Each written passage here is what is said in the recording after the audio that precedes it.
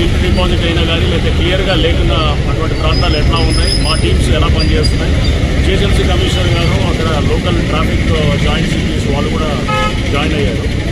So ఇక్కడికి వచ్చేసాం. ఈ పాయింట్ దగ్గరకు వచ్చి చూస్తే కనుక ఇది మనం ఆరాంఘర్ జంక్షన్లో ఉంటాము. ఇప్పుడు ఈ ఆరాంఘర్ జంక్షన్లో ఇది ఎన్పిఏ దగ్గర ఉన్నటువంటి కొత్తగా వచ్చిన ఫ్లైఓవర్. సో ఇక్కడ కూడా హెవీ వాటర్ లాగింగ్ అవ్వటము, దాదాపు 2-3 అడుగులు నీళ్లు రావటం, ఈ గోడ కూలటము. నెక్స్ట్ దీంతో పాటు ఇక్కడ ఏదైతే ఒక నాలా ఉందో దాన్ని పూర్తిగా ఆక్రమించి వేరే ఒక అతను పార్కింగ్ అడ్డా కింద వాడుతున్నాడు అనేది కంప్లైంట్. సో అదంతా కూడా మేము ఎంక్వైరీ చేస్తున్నాం. చేసి ఒకవేళ అది ఉంటే కనుక ఖచ్చితంగా దాని మీద కేసు పెట్టడం జరుగుతుంది. ప్లస్ ఆ నాలాన్ని రివైవ్ చేయడం జరుగుతుంది. ఇమీడియట్గా 2-3 రోజుల్లోనే ఆ నాలాన్ని రివైవ్ చేసి ఇక్కడ ఫ్లడ్డింగ్ కారణమైనటువంటి పరిస్థితులు తప్పకుండా మేము దాన్ని అడ్రస్ చేయడానికి చూస్తాం.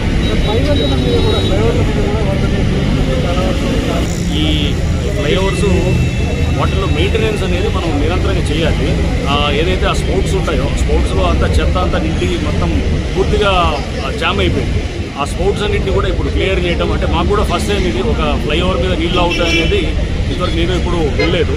సో ఇప్పుడు దీంతో మాకు ఈ ఎక్స్పీరియన్స్ని దృష్టిలో పెట్టుకొని ఫ్లైఓవర్స్ మీద ఉన్న స్పోర్ట్స్ అన్నింటినీ కూడా ఎస్పెషల్లీ లెంతీ ఫ్లైఓవర్స్ అంటే లైక్ ఇప్పుడు మనకి చూస్తున్నాం ఇప్పుడు ఏది ఎన్పిఏ దగ్గర ఉన్నటువంటి ఫ్లైఓవర్ కానీ లేకపోతే మనకి ఏది షేక్పేట్ దగ్గర ఉన్నటువంటి ఫ్లైఓవరు, లేకపోతే ఇట్లా పివిఎన్ఆర్ ఎక్స్ప్రెస్ వే ఆర్ మన గచ్చిబౌలి దగ్గర ఉన్న ఫ్లైఓవర్స్, కొత్తగూడ జంక్షన్ ఉంది. ఎక్కువ లెంత్ ఉన్న ఫ్లైఓవర్స్లో ఎక్కువైతే గ్రౌండ్కి ప్యారలల్గా ఉంటుందో అక్కడ స్పోర్ట్స్లో డ్రైన్ సరిగ్గా లేదనుకోండి. అండ్ అక్కడ కూడా మీరు చూస్తే కనుక మొత్తం వాటర్ ఇటువైపు నుంచి అన్ని వైపుల నుంచి వచ్చేసి అక్కడ నిలుస్తుంది. అక్కడ డ్రైనేజ్ సిస్టమ్ సరిగ్గా లేదు. దాంతో ఆ రోజు ఇబ్బంది అయినట్టుగా అర్థమైంది. సో అవన్నీ కూడా ఇప్పుడు రెక్టిఫై చేయడం జరుగుతుంది. చేసి అది ఎప్పటికప్పుడు స్పోర్ట్స్ కూడా లైక్ క్యాచ్ పిట్స్ లాగా మనం ఎప్పటికప్పుడు క్రియేట్ చేసుకోవాలి.